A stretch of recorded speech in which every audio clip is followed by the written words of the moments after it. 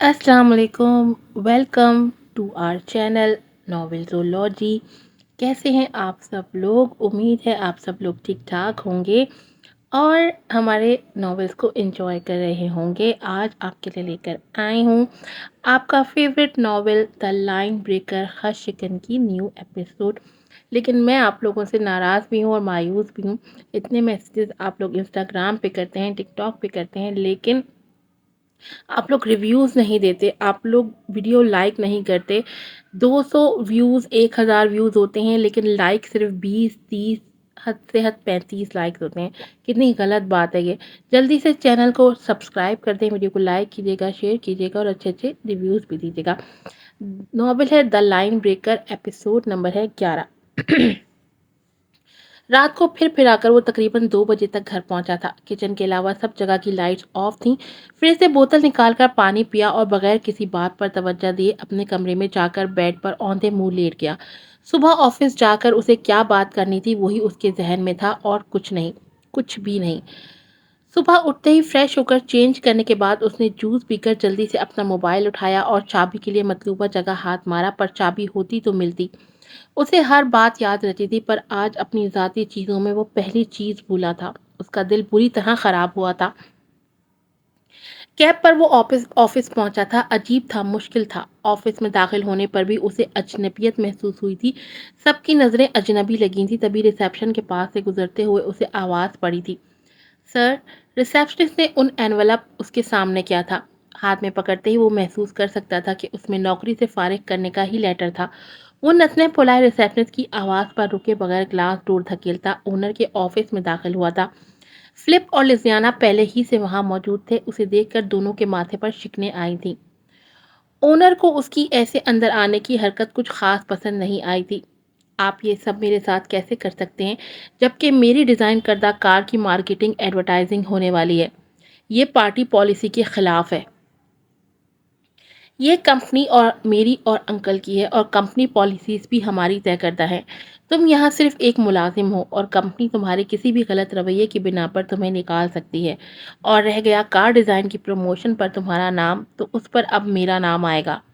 Flip की आखिरी बात पर उसे झटका लगा था। वो उसकी एक साला अनथक मेहनत पर सेकंड्स में पानी फेर गया था। मालिक और ज़हीन नौकर होने का फ़र्क पल में वाज़ेह हुआ था। फ्लिप का घूंसा था जो उसके दिल पर पड़ा था। वो तकलीफ से कर्राह भी न सका। उसने फ्लिप पर से नजरें हटाकर ओनर को देखा। सर, आप मेरी कारकर्दगी से वाकिफ हैं। ओनर इस फैसले पर जरा मुताम्मिल नजर आ रहा था। वो जानता था ऐसा ज़हीन इंसान कंपनी को मुश्किल से मिलने वाला था, लेकिन वो फ्लिप के फैसले को भी इग्नोर नहीं कर सकता था। आखिर वो शेयर होल्डर था। ओनर को खामोश देखकर उसने फ्लिप की जानिब निगाह की थी। यौशे के चेहरे पर सख्ती छा गई थी। अगर तुम इस गलत रवैये की बात कर रहे हो, उसका इशारा लिजियाना की तरफ था, तो इस पूरी कंपनी में कोई ऐसा ना होगा जो ऐसे ताल्लुकात ना रखता हो। मगर मेरा ताल्लुक शायद तुम्हारी मर्दानगी पर किसी जूते की तरह तुम्हारे मुंह पर पड़ा है। वो एक जुमले में क्या जता गया था कि मुकाबिल को तबा गया था, क्योंकि वो यौशे था। मुकाबिल को जख्मी करना उसे आता था। फ्लिप के जबड़े तने थे। ये बहुत बड़ी इंसल्ट थी उसके लिए। लिजियाना के तेवर बदले थे। फ्लिप सोच रहा था कि वो माफ़ी मांगेगा, लेकिन यहाँ तो यौशे हद में रहो। फ्लिप चिल्लाया था कि उसकी धाड़ बाहर तक गई थी। हद माई फुट। तुम सिर्फ धाड़ सकते हो, जबकि मैं। जुमानी अंदाज में जुमला छोड़ते उसने लिजियाना को देखा, जो सख्त निगाहों से उसे ही देख रही थी, और फ्लिप वो लहू रंग हो चुका था। इसलिए अब भाड़ में जाओ तुम और तुम्हारी ये कंपनी। वो गुस्से से फ्लिप के मुंह पर लेटर मारकर बाहर निकल गया। बाहर आकर वो ठीक से सांस नहीं ले पा रहा था। उसका तनफ्फुस फूला हुआ था। लम्हे में उसको अपनी जिंदगी बेमकसद लगी थी। हद से ज्यादा काम करने वाले को आज महसूस हो रहा था कि उसके पास करने को कुछ नहीं है। इस भीड़ में हद से ज्यादा मसरूफ लोगों के बीच चलते एक शॉप के सामने पड़े खाली बेंच पर बैठ गया था। इर्द गिर्द से बेनियाज अपनी गर्दन को हाथ से रगड़ते वो कुछ सोच रहा था।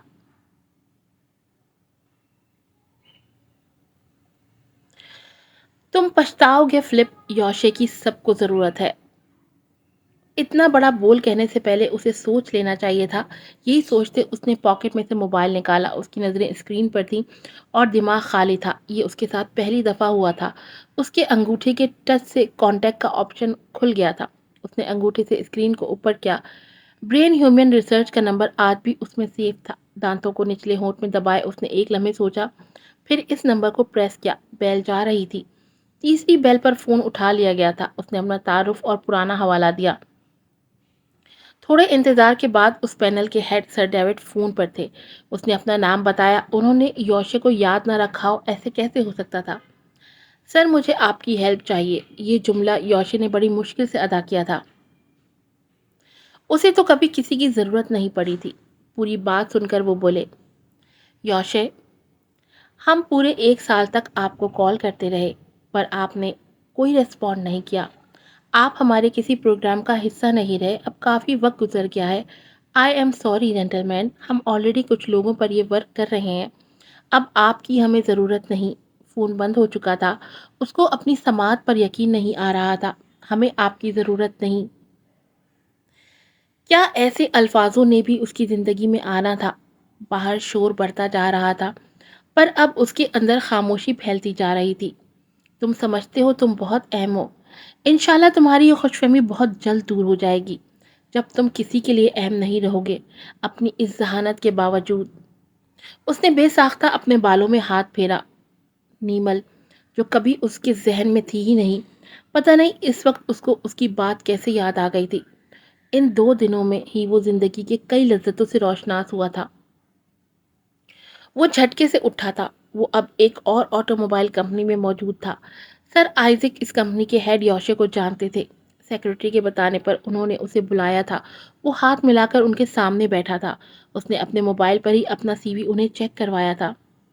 یوشے وہاں سے جاب چھوڑنے کی وجہ، وہ اس کا اتنا شاندار اکیڈمک ریکارڈ دیکھ کر بھی وہ یہ سوال پوچھ رہے تھے۔ سر، کچھ اختلافات تھے، وہ یہی کہہ سکتا تھا۔ آئزک نے اسے غور سے دیکھا۔ وہ اختلافات کی بنیاد پر ایسے کیسے چھوڑ سکتا تھا، جبکہ اس کی ڈیزائن کردہ کار کی ایڈورٹائزنگ شروع ہونے والی تھی۔ آپ نے خود ریزائن کیا ہے یا آپ کو فارغ کیا گیا ہے؟ یوشے کی بھویں سکڑی۔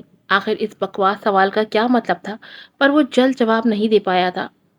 آئزک نے گہری سانس کھینچی۔ یوشے کو اس فیلڈ میں 1 ہی سال ہوا تھا۔ یہ پہلا موقع تھا اپنی پہچان بنانے کا، لیکن وہ پہلے مرحلے میں ہی گر گیا تھا۔ سوری یوشے، ہمارے وہاں ویکینسی خالی نہیں ہے۔ میں آپ کی کوئی مدد نہیں کر پاؤں گا۔ صاف صاف انکار تھا۔ اسے پھر سے یقین نہیں آیا تھا۔ لگتا ہے سب لوگوں کی عقلیں گھاس کھانے نکل گئی ہیں، جو اتنے ذہین اور بہترین اکیڈمک ریکارڈ رکھنے والے کو جاب نہیں دے رہے تھے۔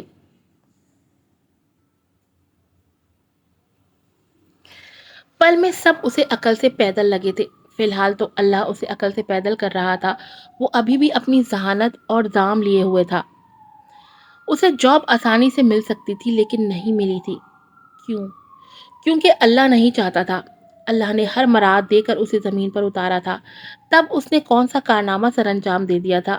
اب سب کچھ اس سے لے کر اسے آزمائے جانے کا وقت تھا۔ اس اندھیرے میں وہ بے یقین سا ادھر ادھر پھر رہا تھا۔ ہار اس نے کبھی نہیں دیکھی نہیں تھی۔ وہ مزے کا خواہش مند بڑے عجیب مزے میں پھنسا تھا۔ ایسا کیسے ہو گیا کہ ایک ہی دن میں کسی کو اس کی ضرورت نہیں رہی؟ یہ پہلی بار ہوا تھا۔ اس ایک بات کے علاوہ اس کے ذہن میں کچھ نہیں تھا۔ 3 دن سے اسے تذلیل اور بے رخی دھتکار کے علاوہ کچھ نہیں مل رہا تھا۔ جبڑے تن رہے تھے اور غصہ کنپٹیوں کو ابال رہا تھا۔ آج بھی تقریباً رات کے 1:30 وہ بنا لاک کیے دھاڑ سے دروازہ بند کرتا اندر آیا تھا۔ گھر میں اندھیرا تھا۔ کیوں؟ اس نے نہیں سوچا تھا۔ زور سے سوئچ بورڈ پر ہاتھ مارتے لائٹ آن کی تھی۔ کمرے میں جا کر باتھ روم میں منہ ہاتھ دھو کر باہر آیا تھا۔ پہلی دفعہ ہوا تھا وہ صبح سے بھوکا تھا۔ اس نے فرائی پین پٹک کر نوڈلز بنائے تھے۔ فریج میں سے پانی نکال کر دھاڑ سے دروازہ بند کیا تھا کہ پورا فریج ہل گیا تھا۔ وہ بے جان چیزوں پر اپنا غصہ اتار رہا تھا۔ نوڈلز کو بال میں ڈال کر وہ ڈائننگ ٹیبل پر آ گیا تھا۔ فورک میں نوڈلز لپیٹتے اس کی نظر سائڈ میں دھرے کاغذ پر پڑی۔ اس نے اٹھا کر دیکھا۔ میں جا رہی ہوں، 3 لفظوں کا نہایت مختصر نوٹ تھا۔ اس نے بے ساختہ پیچھے مڑ کر اس کمرے کی طرف دیکھا، دروازہ بند تھا۔ اٹھ کر اس نے دروازہ کھول کر لائٹ آن کی، کمرہ خالی تھا۔ پھر اپنے کمرے میں آ کر الماری کھول کر اس نے اس کے کپڑے چیک کیے، نہیں تھے۔ پتہ نہیں وہ تصدیق کیوں کر رہا تھا۔ غصہ پھر سے عود کر آیا تھا۔ بیٹھنے کے بعد اس نے نوڈل سے بھرے بال کو دیکھا، پھر اگلے ہی لمحے غصے سے بال کو ہاتھ مار کر نیچے پھینکتے ہوئے چلایا، مجھے کوئی فرق نہیں پڑتا تمہارے جانے سے، سنا تم نے؟ وہ اس صفحے پر نظریں گاڑے چلایا۔ پھر اس نے اٹھ کر فریج میں سے اکٹھی 3 شیمپینز کی بوتلیں نکالیں، جس میں تیز ترین وائن بھی شامل تھی۔ وائٹ وائن وہ کھول کر پینا شروع کر چکا تھا۔ لاؤنج میں چکر لگاتے اور اپنے کمرے میں آنے تک وہ آدھی سے زیادہ بوتل پی چکا تھا۔ وہ فل ڈپریشن میں تھا، اس لیے وہ جلد سے جلد نشے میں جانا چاہتا تھا۔ پوری بوتل چڑھا کر وہ بیڈ پر بیٹھ گیا تھا۔ کیوں نہیں ہو رہا نشہ؟ عام لوگوں کی طرح وہ جلد مدہوش نہیں ہوتا تھا، وہ جھنجھلا رہا تھا۔ اس نے دوسری بوتل کھول کر پینی شروع کی تھی۔ اب اس کا سر بھاری ہونا شروع ہو گیا تھا۔ ہو رہا ہے، وہ مسکرایا۔ تبھی شراب کا گھونٹ بھرتے اس کی نظر سامنے پڑی تھی۔ آنکھوں کو سکیڑے ہلکی لڑکھڑاہٹ کے ساتھ وہ سامنے والی دیوار تک پہنچا تھا۔ اس دیوار پر کاغذ چپکا تھا۔ اس نے کاغذ کھینچا، پھر بمشکل آنکھوں کو کھولتے پڑھا۔ اور تو جسے چاہے بادشاہی عطا کرے، اور جسے چاہے فقیری، اور تو جسے چاہے عزت دے، اور جسے چاہے ذلت دے۔ تیرے ہی ہاتھ میں سب بھلائیاں ہیں، بے شک تو ہر چیز پر قادر ہے۔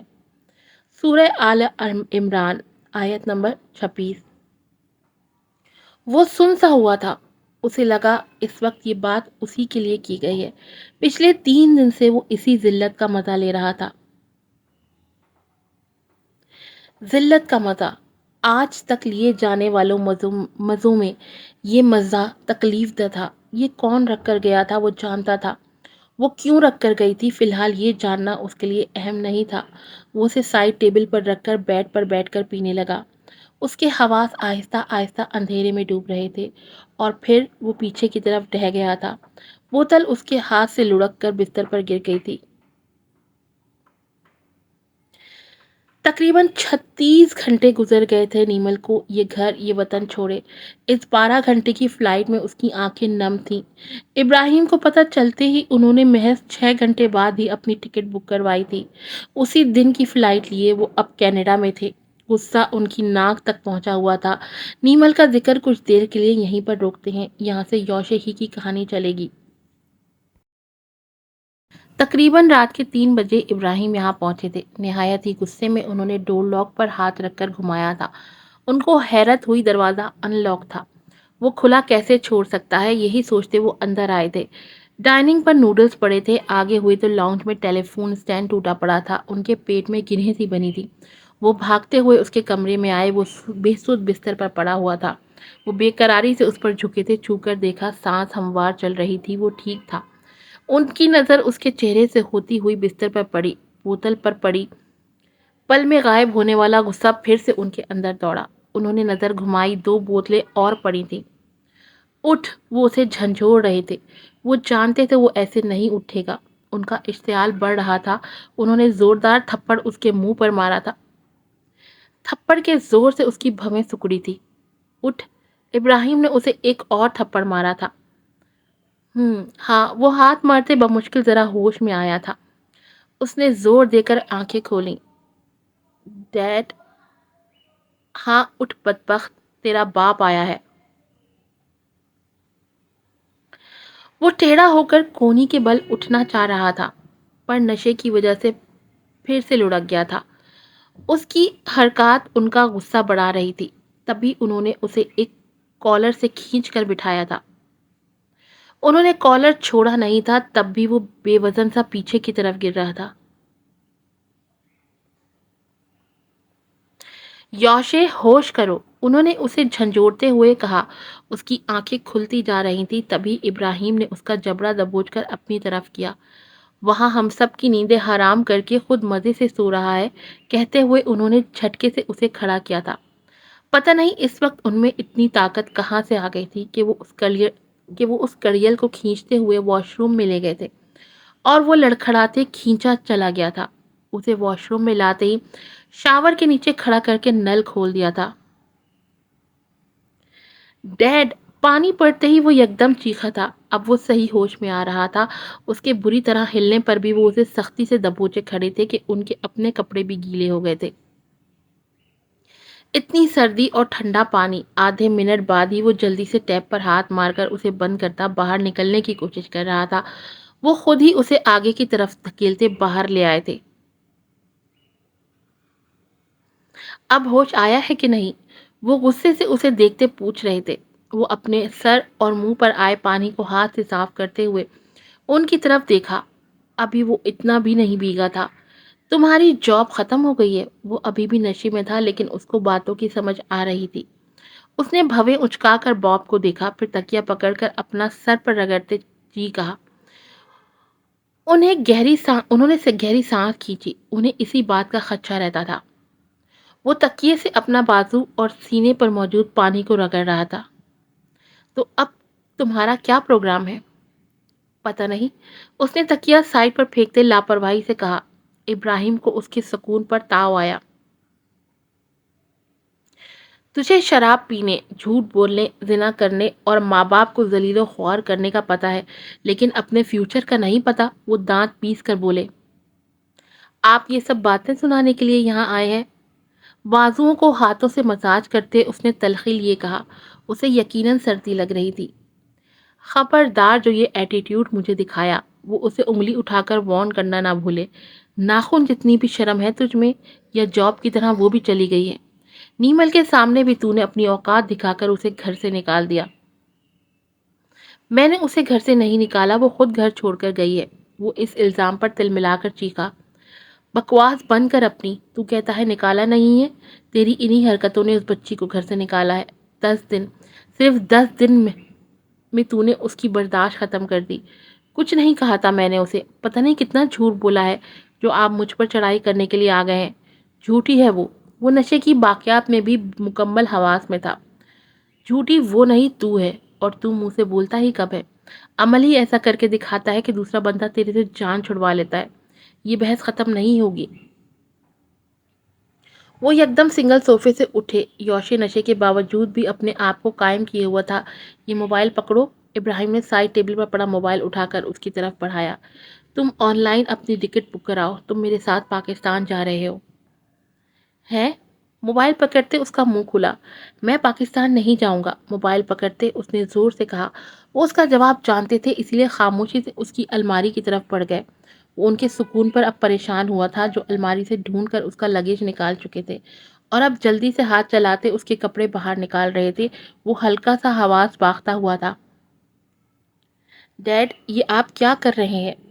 उसने भरते लगेज को वापस वापस उलटते हुए कहा। नजर नहीं आ रहा? तुम्हारा सामान पैक कर रहा हूँ।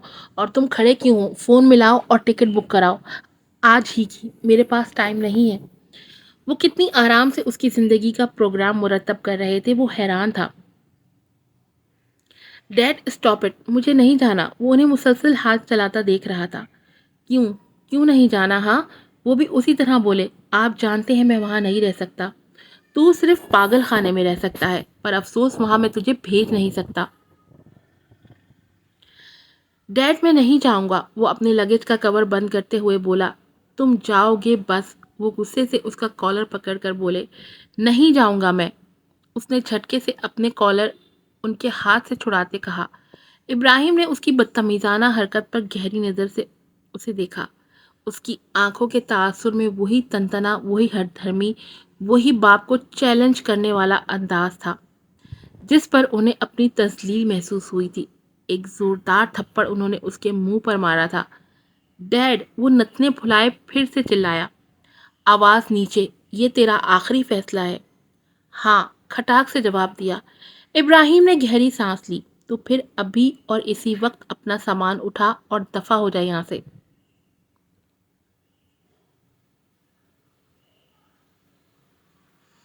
यौशे की पुतलियां फैलीं। तब तक उन्होंने उसकी अलमारी से उसके कागजात की फाइल निकालकर बाहर पटकी। उसके लगेज की जिप बंद की। अब निकल यहाँ से। वो हवनक ज़दा था। उसका नशा अब उतरता जा रहा था। आप मुझे यहाँ से नहीं निकाल सकते। وہ معافی مانگنے کے بجائے ان کے اوپر آ رہا تھا۔ اس لیے ابراہیم کا غصہ بھی حتمی فیصلے کی طرف جا رہا تھا۔ کیوں نہیں نکال سکتا؟ یہ آپ کا نہیں، میری ماں کا گھر ہے۔ تیری ماں بیوی ہے میری، سمجھا؟ اس لیے جلدی سے اپنا سامان اٹھا اور دفع ہو جا۔ تجھ جیسی ناخلف نافرمان اولاد پیدا ہی نہ ہوتی تو اچھا تھا۔ اب وہ دکھی ہونے لگے تھے۔ ٹھیک ہے، میں بھی یہاں نہیں رہنا چاہتا۔ اس نے بھی غصے میں حتمی فیصلہ کیا تھا۔ وہ اپنے آپ کو برباد کرنے کے لیے تیار تھا، پر معافی مانگنے کے لیے راضی نہیں تھا۔ ابراہیم نے گہری نظروں سے اسے دیکھا، پھر وہ خاموشی سے نکل کر اسٹڈی میں گئے تھے۔ تب تک وہ اپنے آپ کو سنبھالے ہوئے لگیج میں اپنی چیزیں رکھ رہا تھا۔ ٹانگوں پر اس کی گرفت ذرا کمزور سی تھی۔ وہ چیزیں رکھ کر پلٹا، تب تک وہ پین پیپر پکڑے اس کے سامنے تھے۔ یوشے کی بھویں سکڑی تھی۔ اس پر سائن کرو۔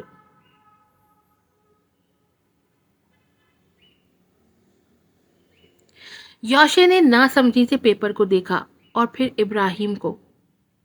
کیوں؟ کیونکہ تم نیمل کو طلاق دے رہے ہو۔ ابراہیم نے یہ بات کس تکلیف سے ادا کی تھی وہی جانتے تھے، لیکن اس وقت نہ وہ اپنے باپ کی خواہش کا سوچ رہے تھے اور نہ بیٹے کی مرضی کی۔ انہیں فکر تھی اس وقت صرف نیمل کے مستقبل کی۔ لمحے کی خاموشی کو یوشے نے توڑا۔ میں اسے طلاق نہیں دوں گا۔ کیوں؟ وہ اس کی بات پر حیران تھے۔ کیونکہ یہ میرا اور اس کا ذاتی معاملہ ہے۔ اب اس معاملے میں ذاتی کچھ نہیں رہا۔ چپ کر کے سائن کرو، وہ ذرا سختی سے بولے۔ وہ الماری سے ٹیک لگا گیا کیونکہ اسے ابھی بھی کھڑے ہونے میں مشکل ہو رہی تھی۔ 12 سال پہلے آپ اور دادا نے زبردستی یہ فیصلہ میرے سر پر مسلط کیا تھا، پر ہوا کیا؟ میں یہ رشتہ پھر بھی نہیں نبھا پایا۔ اب پھر آپ زبردستی کر کے اس رشتے کو ختم کرنے کی بات کر رہے ہیں، تو کیا ہوگا اس سے؟ میں پھر آپ کی بات نہیں مانوں گا۔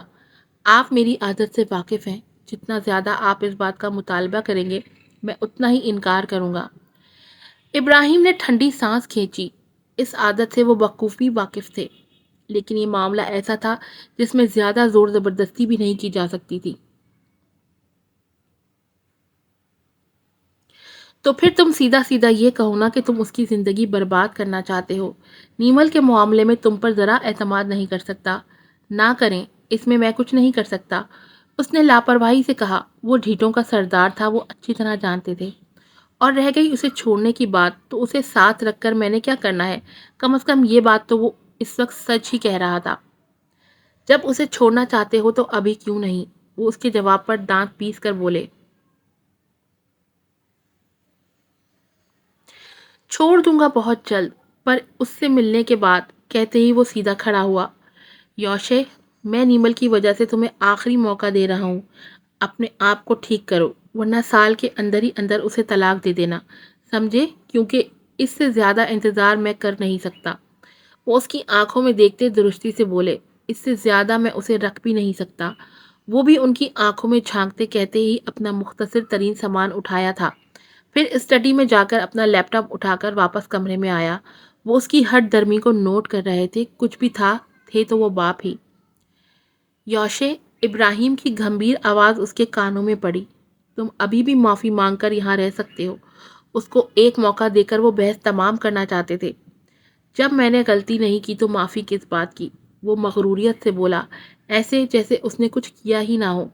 اس کا جواب ابراہیم کے ضبط کا امتحان توڑ گیا تھا۔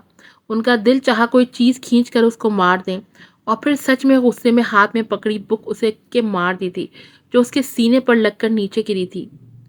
تو میرا بیٹا کہلانے کے لائق نہیں ہے۔ میں تیری شکل نہیں دیکھنا چاہوں گا۔ وہ دل گرفتگی سے بولے تھے۔ وہ جاتے جاتے پلٹا تھا، جیسے کچھ یاد آیا ہو۔ ابراہیم کو اس کے رکنے سے امید بندھی تھی۔ وہ پلٹ کر سائڈ ٹیبل کے پاس آیا تھا، اور پھر اس نے وہ کاغذ اٹھا کر طے کیا اور اپنی فرنٹ پاکٹ میں رکھا، اور پھر باپ کو دیکھے بغیر باہر نکل گیا۔ وہ نکل تو گیا تھا، لیکن کہاں جائے گا؟ اس کے لڑکھڑاتے قدموں کو بھی پتہ نہ تھا۔ ابراہیم ایک دم ڈھہ سے گئے تھے۔ جو ہو گیا تھا وہ یہ سب سوچ کر تو نہیں آئے تھے۔ بچوں کی تربیت کے معاملے میں کہیں نہ کہیں ان سے کوتاہی ہو گئی تھی، لیکن یوشے کے معاملے میں یہ کوتاہی سنگین غلطی کی صورت میں سامنے آئی تھی۔ انہیں تربیت کے معاملے پر اپنے باپ کی بات پر ہر دم یاد آتی تھی کہ اپنے بچوں پر توجہ دو، ان کے نزدیک بہترین سہولیات، بہترین کھانا اور تعلیم فراہم کرنا ہی تربیت تھی۔ پر ایسا نہیں تھا۔ یوشے ذہین اور حساس بچہ تھا، اسے سے خصوصی تربیت کی ضرورت تھی جو وہ فراہم نہیں کر پائے تھے۔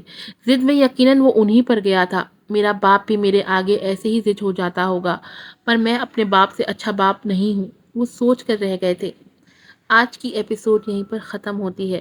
امید ہے آپ کو پسند آئی ہوگی۔